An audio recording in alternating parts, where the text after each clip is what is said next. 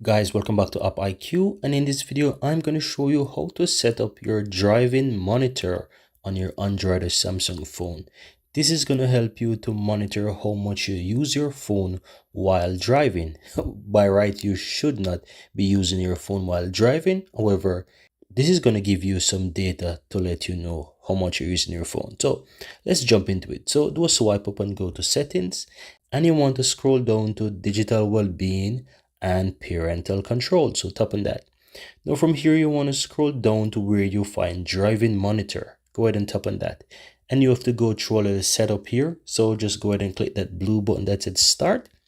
And from here, you can go ahead and you can choose to exclude some apps or whatever you want to do here.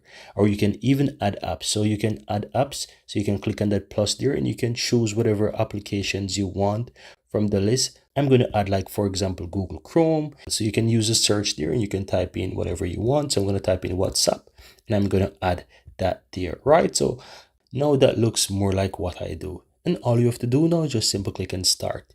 Now, once you click on start, you will have this being, all of these apps will be monitored. You will be able to see the weekly information here at the top. You can tap on that and you can change it to daily.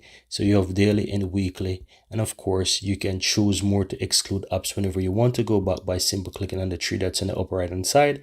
And you can come here and add various apps as you wish. And that's it. So now you have this set up. This is how you can easily go ahead to monitor apps while driving. So hope you found value here, guys. Thank you guys for watching, and give this video a like and subscribe to the channel if you're seeing the channel for the first time. Thank you and see you next time.